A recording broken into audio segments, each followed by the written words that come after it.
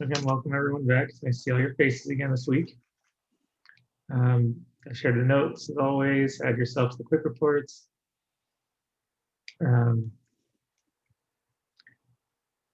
far as a few agenda items, I think I'm gonna probably do another Friday session for coding if people want to join in and do around with that.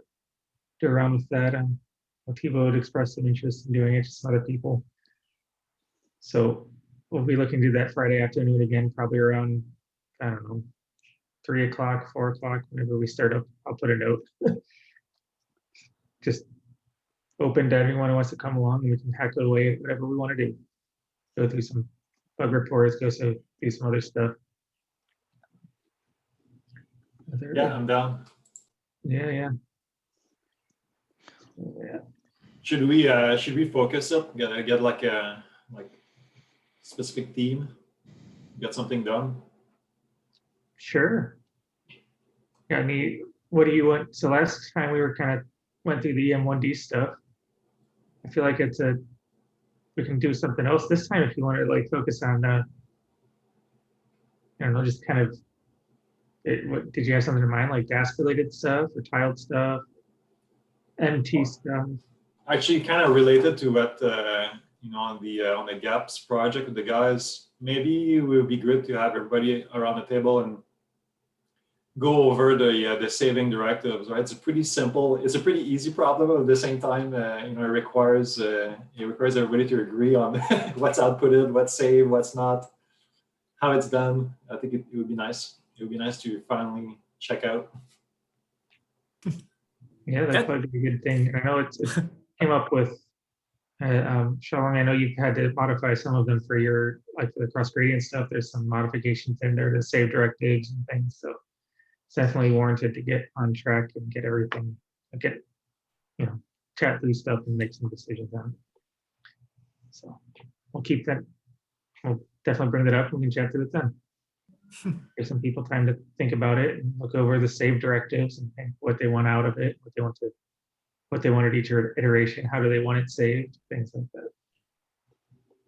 So that would depends upon what what kind of simulation you would use and what regularization you would use. And so do we want to have a universal directive that can just it would be great if there is a universal directive that just save everything needed for whatever problems that if you provide keywords, right, and somehow the function knows where to pull things out. Yeah, exactly. I think we could it could be smart enough. And that kind of seems like it would be cleaner than having to define some directive for each little piece. Yeah.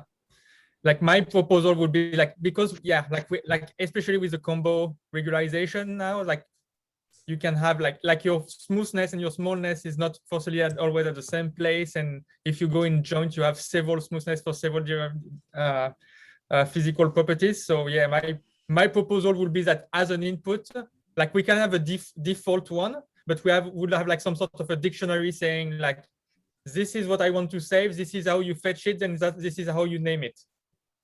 And you just give your dictionary, and that's what that's gonna save. My thoughts is that we should make the regularization functions themselves more knowledgeable about how to print themselves. If you give if you want to ask what the regularization looks like, maybe just kind of get out of it the last thing it evaluated and get the functions from it, so it knows already how to format, so that we can take that level of abstraction out of the directives. And also just kind of random stuff. So. Well, sounds like a good hackathon topic. Let's talk Friday then. Yeah, let's talk Friday. Think about Sounds great. I'll join. Sure thing. Then, but as a minimum, just to kind of carry on in this, I mean, one of the things that we've recognized for a long time, and we've just discussed it, is that with each of the terms that we've got, so this is still at a higher level, but with each term that we have in that regularization functional, to be able to, not only evaluate what that term is, but then, what the product of the coefficient alpha times that term is, and have that printed out so that then you really can assess, okay, which of these guys is really, really important. And just to be able to have that visible to you just makes such a difference. Otherwise, you're looking at something, you're not sure whether it's already been pre-multiplied by alphas or not, and then you're guessing, and you can spend a lot of time. And this is just something that just should be absolutely basic, I think, for any inversion. And then, then it can go down deeper into some of the things, that Thibaut was saying that he'd like to use. But there's definitely a level there of things that we should just be having for every inversion. There's an ugly implementation. If you pass the UBC type in the optimization, it'll, like, if you use the TICNA, it'll do what Doug have said, but it's not going to work for sparse regularization. So it's very specific and ugly implementation, but it kind of works. Yeah, it'll be nice to have kind of generalized directive that could kind of. Well, I mean, we do these different regularizations, right? For the types of problems we want. Does it seem like there could be like an output directive that actually would look at the type of regularization that we use, or kind of like something along those lines? Because we're not using some master regularization class for all of our inversions. We have different regularizations depending on what we're doing, which would mean we're going to be outputting different things. I wonder if there's something to maybe get those two things to talk to each other or recognize each other. Well, Joe's idea of having the function itself, knowing how to print itself, makes more sense, right? Because then you don't need to make a bunch of if statements. It's just you ask the function to do it. Yeah, Just it's report currently yourself, right? Like you just want it to report itself, and that's about it. yeah, it's currently handled. I think it's in the optimization. I think that print statement is happening in the like a minimization class. So likely we can embed that print function into the regularization that sort of problem solved, I think. I was also had a thought, like I know we're getting a little bit off topic here, but I thought it'd be interesting to see if there'd be a way we could, have HTML output, so you can like query it a little bit more interactively within the notebook as it's running. I have no idea if that's possible or not. But just imagining like an HTML output print statement instead of like line by line, right?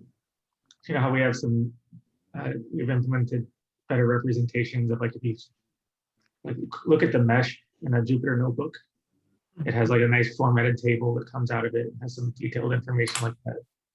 So yeah, I think Lindsay kind of have something in mind for her, like that Pangeo project, where if you have a very large scale inversion, you probably want to interact with the outputs as inversion is while inversion is running. It's like inversion could take a day, then you may not want to stop. You should probably have a better idea. Yeah. Anyway, but that's Friday we can a talk bit of about more, tangent. but- Okay. Then you got some quick reports. I'll go first. I finished updating DC resistivity stuff to use that new boundary condition and discretize. It's all tested again. It's all working very well. I found an old error in the 2D code that I fixed, and now it's working much better, like especially for pull stuff. What else? I got this line source current for finite difference, or the frequency domain stuff finally pulled in, figured out what was going wrong with that, and that it was related to the fact that in that branch, I think Soggy, we had pulled in one of your, like you had pulled something into that branch, or merged something into that branch that caused this frequency domain simulations to store the inverse operator for each frequency, and it never cleaned them up.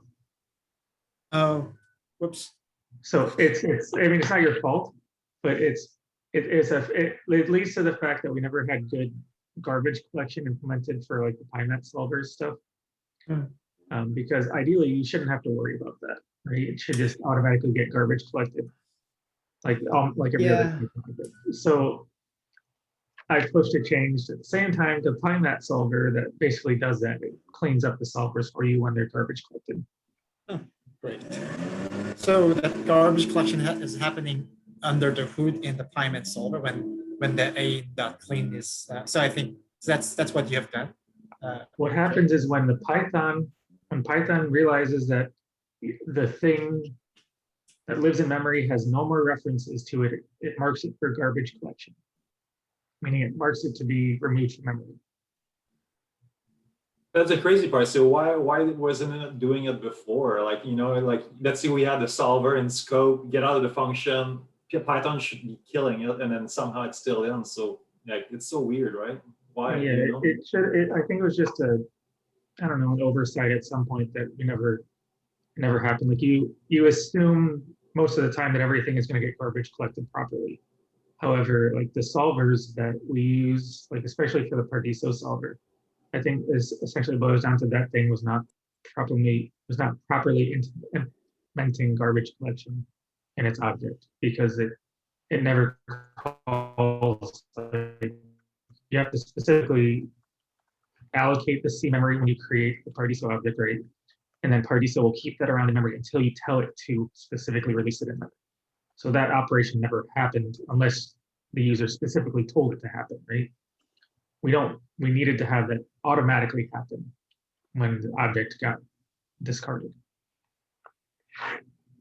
So anyway, Joe, that happens. Where that actually garbage collection is happening, is that in PyNet solver or in simulation class, where that garbage collection is happening? Garbage collection happens as part of Python. Like everything in Python, it gets garbage collected as soon as you're done with it. But you had to add somewhere to do the del. Yeah, I had to add like a specialized operator that gets called when the object gets garbage collected. And where is that? That's in PyNet solver right now. That's I the just have it. Okay. Yeah, it's just that the base solver just has a del operation where it just tries to clean itself before it. There. Actually, Rowan and I spent actually quite a bit of time in the beginning because there were a lot of like kind of memory leaking issues, especially when we're dealing with the large problem with the solver. So we actually had to put that garbage collector a lot of different places in minimization class. It's probably even there. I'm not sure, but I think if that's solved, I think that's likely because coming from that solver issue. And we probably can remove a lot of them, I think. Anyway, yeah, a lot of the stock clean stuff. Yeah, Because it does take time, right? Every time you call GC, like it needs to do a check on all the references. So yeah, if we can minimize those, that would be great. Yeah. So anyway, so that was more moved in. Then that made the line current tests all pass because it was running into a memory error due to the leaking, like the leakage. And then so line current stuff is in, and then I pulled in a few other things in. I was able to pull in TiVo's PGI branch, as well as the other stuff. So that's great. Excited to have that in now. It's gonna lead, we've got some conflicts to figure out, like not necessarily like merge conflicts that I pushed with the Shalong, who just merged the main branch back into your cross gradient stuff. I think we'll need another pass to like marry the two together to make sure that it's, we can make use of some of the directives that we have and make sure everything's not getting artificial. Got to get your data files up on the cloud so they can be downloaded, things like that. We can go through that. But other than that, I've got the release notes ready for 0.15.0 for SimPEG, the next minor release. So I'll probably merge that in and tag it today. As part of that, all of the deprecation warnings that came from 14.0 I moved them all to future warnings, so they should be a little bit more loud. There shouldn't be anything internally that causes future warnings, but there might be. If you do run into it, just let me know and I'll double check. If not, they'll certainly get targeted when they're actually removed. It'll be very obvious what things we're not calling it. What else? Yeah, Okay. actually, I was going to ask about that 015 release. So I saw it, but I guess it hasn't been made live yet. But the current website for SimPEG hasn't updated to reflect those changes. Is that something that's going to kick in automatically, or does somebody have to do that? As soon as I tag it on GitHub, it causes all that stuff to update. Oh, okay, yeah. So then the new tutorials and all that stuff will be live. Yep. I just noticed that it wasn't yet. Okay, that explains it. Joe, is it also update the Conda version as well? Everything happens automatically. That's nice. That's great. Because there was an issue like this random person asking why he's having different results. So I was just kind of curious, like whether there's an installation problem. But it's not. Yeah. Okay. It takes a little bit to disseminate now, but it does happen all automatically. Got it. Conda Forge has their own bots that scan things to check for updates. If it does happen, it creates a pull request bumping updating the file, and that passes and it automatically merges it in. It's like it all happens automatically. It's really nice. And other than that, my next thoughts are my next things are to finish up the 2D MT stuff and the EM1D stuff, get that finalized. That's So, about where I'm at. so Joe, did you like so the line current source? It's in the main branch now. Yes. Perfect. That's huge. Yeah, so I'll add then the receiver class, which is basically the same function, but the adjoint operation. So what that does, like it calculates the voltage, because what you're not really measuring the electric field in general. So you're measuring the voltage difference in two pole, well, dipole, or bipole. So I'll add that. Great. Okay, cool. That's about all I got for my quick reports. Yeah, I have a quick update. Sure. And depth weighting function in the utilers modules, just to provide some options to the users if they want to implement the depth weighting. Yeah, and I submit a PR. That's the number 1004, is it? Your PR? The PR is the number, I think the latest one.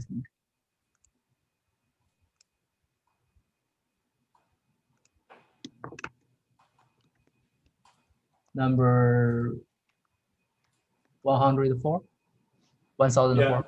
Yeah. Okay, so, and that's ready for review? Yeah, it's ready for the review. Okay, I'll have a look.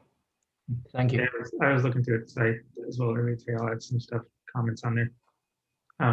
Okay, yeah, one other big thing I forgot to mention that I was going to is that we did finally hit number 1,000, like the issue and pull here, number 1,000 on SimPEG.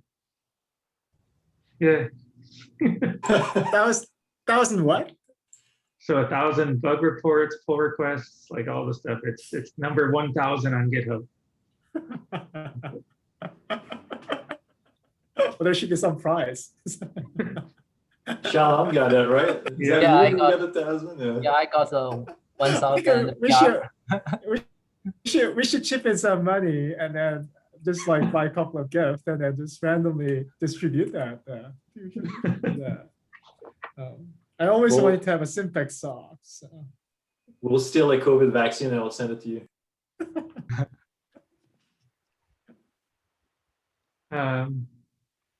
Let's see. Devin, I see you got yourself listed up there. Yeah, nothing too fancy. I just I did some more discretized doc strings, working through that. I've got a couple other projects that I'm working on right now that are unrelated, so I'm taking a little break, but I still wanna push pretty hard on that. So yeah, I'd like to finish those off as soon as I can. Okay. Does anyone else have any other quick reports? I haven't seen anything on the notes just yet. Yeah, I haven't put Just- anything. Oh, go ahead, Peter. No, I was just wondering with the release of Discretize 07, were there any hiccups surfacing or all smooth? No one said anything yet. Yeah, I didn't have any problem except there are a lot of warnings. Don't use the NC. Don't use the VNC. These warnings are since when? Since 06? The deprecation warnings, yeah. The other than that, it's good. So. But yeah, I love it. The docs look really nice now without the properties injections. And I had no issues so far, but I haven't tested extensively any further than before with your branch. And I guess it's the same as your branch, right? Yep. Yeah, that's fine. I just got I'm sort of working on CSAMT data, and it's kind of related to what I worked with Dieter for developing a large-scale EM code. But I think there's some interesting things, the problem itself. So I'm interacting with Nick as well. So I think it's kind of old pieces are coming because that Joe's, that line current was important. We're gonna implement the receiver as well. So that'll like come through. Actually, we can invert the large scale CSAMT data. And yeah, so I'm starting Antonio, is that right? That I think that's what Mike Macmillan worked, that's right, for his cooperative inversion. And potentially we can actually use the same cooperative or joint inversion that he has done in I don't know, like 5 years ago, 6 years ago, something like that. Anyway, so that's what I'm kind of working on and moving forward.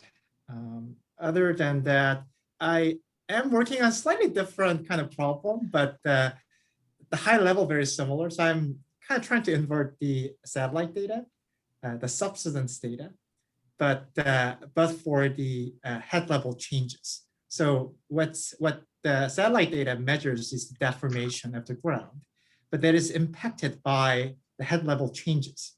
So it's almost like an SP inversion. So that's the source of your response. So unknown, there are quite a few other unknown things, the material properties of the Earth, but the major thing is the source. So that's the driving force, and I'd like to invert for it.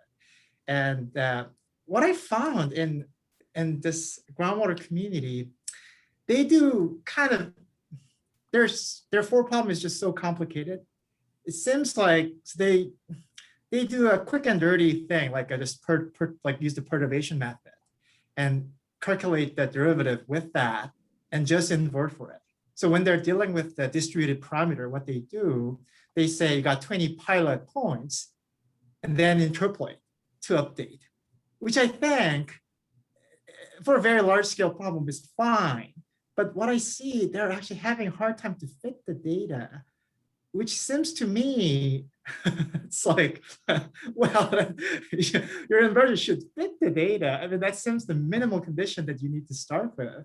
And I don't know, their state of art is not fitting the data, which is bugging me too much. And then you project your model to 20 years, 30 years, 100 years to estimate what's going to happen. I don't know, like to me, I felt like it seems like. Is it in the direction of data simulation? No, I think I'm talking about what they call their calibration process. So that's basically an inversion. What they use, it's the program called PEST or UCode. And what they basically do, they just use a finite difference or fancy finite difference to calculate the derivative, and then just form that into a Gauss-Newton problem. I don't know, like it's, yeah, so I thought like just bringing in the kind of typical practice that we do, deriving the analytic, well, not analytic, but discrete form of the sensitivity, that could actually help a lot. I don't know, just that's my very narrow-minded thought, but that's where I am in these days. Sagi, is their model so simplified that you wouldn't be able to find a solution to that fits the data? It could be that could be one one possibility, but it seems to me, I think the way they kind of evolve and then putting their sort of research is kind of keep complicating the model, like the physics of the model, and yet like it cannot fit the data because your model space is so small. So my general thought, why don't you actually simplify the model, try to fit the data first, and think about like kind of what can you do with that, like rather than just keep complicating and make really nonlinear a simulation, whether like which cannot still fit the data. So I don't know, that was kind of my general thought. And I was just reading a lot of those papers and thinking about What is their code called? You said PEST, P-E-S-T. It's from USGS or UCode, UCODE. That's like just the optimization package. Anyway, but the goal of that is cool. Like if that works, what we could do, you got zillions of deformation data in time series. What you can get out of it, a zillions of head values from the aquifer, and that could, if that works, you could actually monitor the head level everywhere in California, which could be like, so that's what you can get from the well. So the value of that head data is huge. So if you can actually get that large scale head data in high fine resolution, that could be exciting, but I'm not sure whether that's going to work or not. So there's actually, what I'm recognizing and kind of moving in a slightly different field, there are a lot of similarity, and the tools that basically we're using in applied geophysics is still very, very useful. Like a lot of this kind of fundamental ideas. So anyway, that's where I am. I just wanted to share. Do you still even need to invert SAG? Can you just like, you know, use directly deformation to see where it's going and how fast it's moving? It's actually that the process, it's complicated. So it's not linear. So you actually need to solve 1D flow equation. And there's like a bit of non-linearity. So what when the subsidence happen is like when you got a large head difference, a large head decrease. Let's say you are in a drought year, then you're going to pump a lot. So if that kind of spans for a couple of years, that could make a huge deformation. So it's not always happening. So you need a certain threshold. So it's quite like there's quite a bit of non-linearity. So I think even using machine learning, I'm not sure how well you could do that. And generally, like we got so sparse head data, it's pretty hard to learn what's like that relationship, I guess. I don't know, that's my general thought. So to me, it's actually simple, like actually inverting in like kind of a typical geophysical inversion way. And that seems relatively straightforward to me. So that's why I'm kind of moving in that direction first.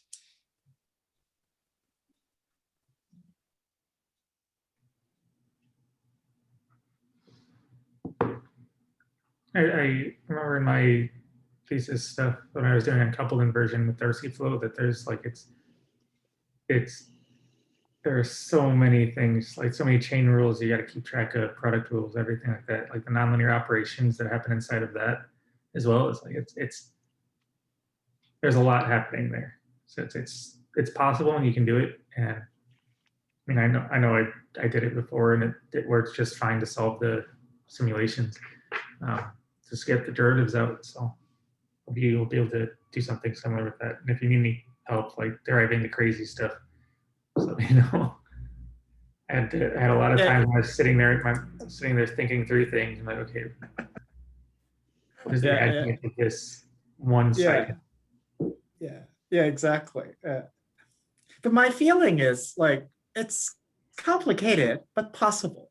So what I thought, like, why not? I mean, it's not like extremely challenging thing. You just need to think about the simulation like a little bit carefully and design the simulation such that you can take the derivative. I don't know, that seems not that kind of existing model, but I thought that could make some impact.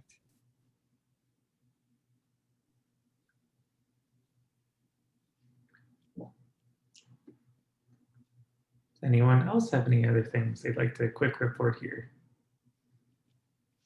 John, I did not forget to finish the cloud simulations, right? I don't know if you're not waiting after me, were you? I was starting to look at things, but yeah, I was looking at, or I was maybe waiting for an example. Was it? Yeah, that's right. That's right. You had some DLLs or something to deal with. Yeah. No, it's no rush. I'm picking away at it right now. But yeah, no new developments, unfortunately. Okay. Sounds good.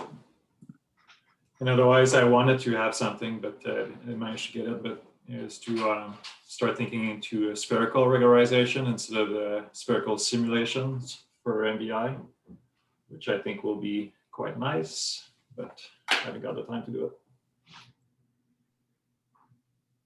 Sorry, Dom, what was, you run that by again? It's the idea coming out from that Iranian paper, right? So that instead of transforming our parameters in the simulation from Cartesian to spherical, we just leave it in spherical, but just regularize in the spherical domain. So that way, at least the forward simulation is still linear. Yeah. No. Okay. Yeah. And my thought is that they've done the amplitude regularization, but there's no reason why we cannot also do the angle regularization and just do the conversion back into derivatives, right? So that's kind of what I would like to do.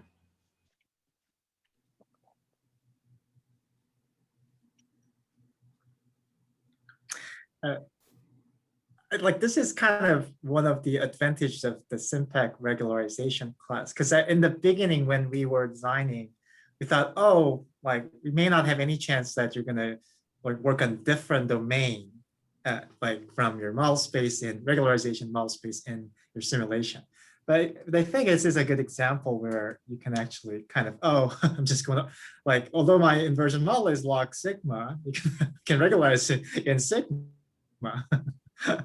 And I think there are probably more use cases in such a way. Yes.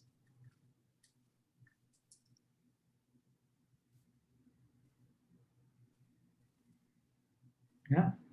Well, any other things, any other items?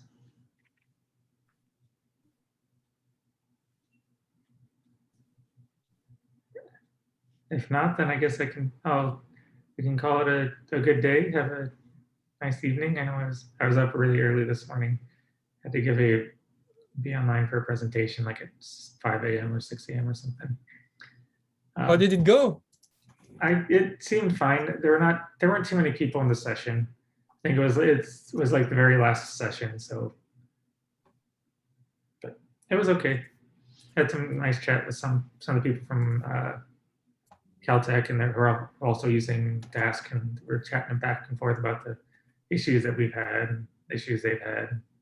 It was fine.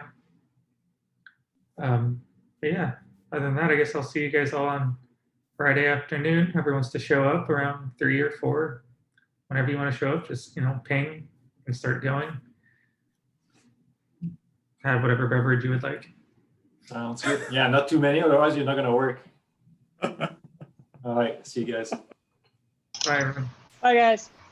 See ya.